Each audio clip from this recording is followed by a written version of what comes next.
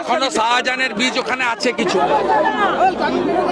বিজেপিকে রাজ্যে না আনলে এদেরকে অঙ্কুরে বিনষ্ট করা যাবে না, এদের বীজ এখনো আছে। এরা যেহেতু জেলে বহাল তবিয়তে আছে, ফোন ব্যবহার করছে, বসিরহাটের ফোন থেকে, বসিরহাটের জেল থেকে শাহজাহান ফোনে এগুলো কন্ট্রোল করছে। এর জন্য দায়ী মমতা ব্যানার্জি। মমতা ব্যানার্জিকে না সরালে এই রাজ্যে কখনো আইনের শাসন প্রতিষ্ঠিত হতে পারে না। তমলুকের তৃণমূল কাউন্সিলর পার্থ মাইতি বলছেন যে আমার মৃত্যুর জন্য দায়ী থাকবে মমতা ব্যানার্জি। আমি মন্তব্য করবো, ওকে অনেক ছোট বয়স থেকে আমি দেখি। তো ও যদি কিছু বলে বলুন, আমি উত্তর দিচ্ছি।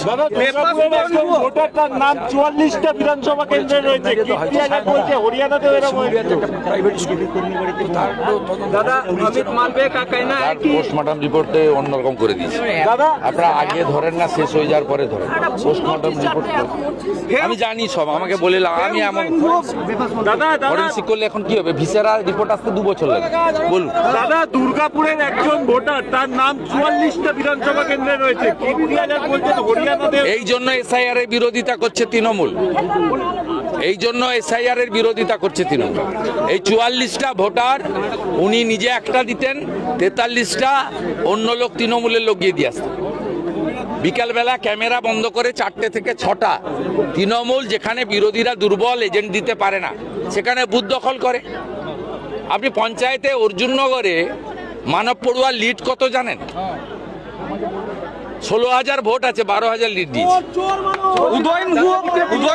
এইটা হচ্ছে মডেল। গণতন্ত্রে এটা হতে পারে না। গণতন্ত্রে কখনো একটা দল 100টা ভোটের মধ্যে 95, 96, 98টা ভোট পেতে পারে না। ভারতবর্ষের বহুদলীয় গণতন্ত্রে এটা কোথাও নেই। दादा, सीमांती इलाका में 100% के वोट पड़ा है, किस जिला में 100% के वोट, इसलिए एसआईआर का जरूरत है। एसआईआर होगा और ममता बनर्जी हारने वाली है, चिंता का कोई बात नहीं है। সৌগত রায় বলছেন যে যারা বিজেপির নেতারা, মানে প্রধানমন্ত্রী অমিত শাহ, তারা যাওয়া আসা শুরু করছেন ডেলি প্যাসেঞ্জারি। বহিরাগতকে ওনারাই এনেছিলেন, ওনারাই পুষেছেন। এখন তাহলে আবার কেন এসআইআর করে বহিরাগতর কথা বলছেন? উনি ভালো করে ডাক্তার দেখান, ভীষণ অসুস্থ, উনি অনেক দিন অসুস্থ হয়ে আছেন এবং উনি মদন মিত্রকে আগে সামলান, তারপরে বিজেপিকে সামলান। উদয়ন গুহ বলছেন যে ভোট না পেলে একটিও পাথর ফেলবো না, বেফাস মন্তব্য উদয়ন গুহ। উত্তর আপনাদের টিভিতে আসার জন্য করে। উদয়ন গুহ কবে জিতেছিল ভাই? 2006-এ আমি এমএলএ হয়েছিলাম। তৃণমূল মাত্র 29টা সিট জিতেছিল, তার মধ্যে অশোক মণ্ডল ছিল, দিনহাটাতে হেরেছিল।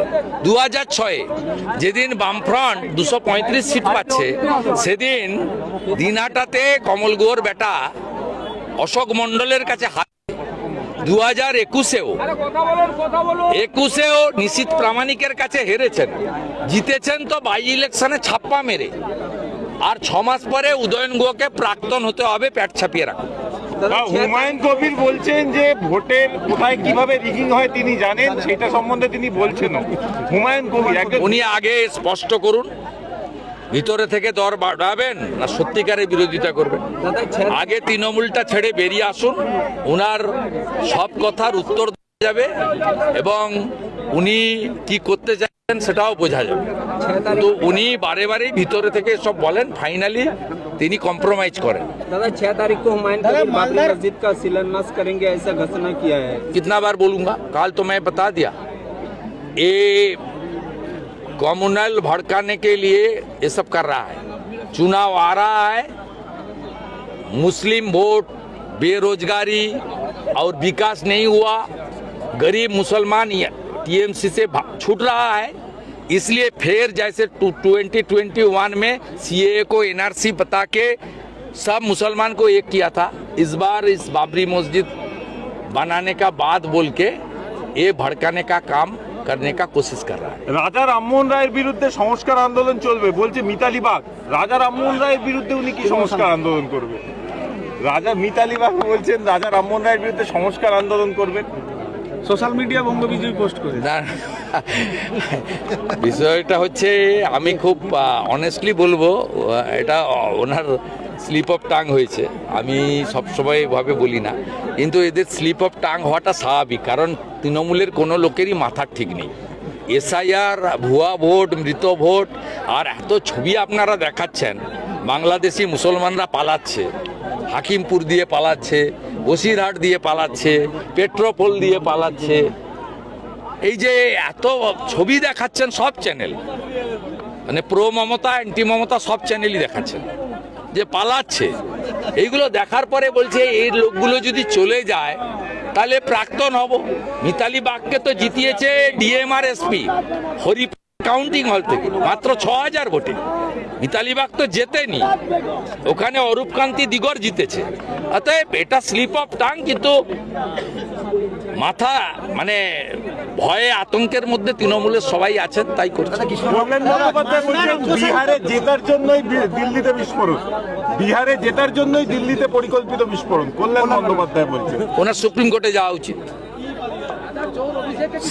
সিটিং জাস্টিসকে দিয়ে ইনভেস্টিগেশন করানো উচিত।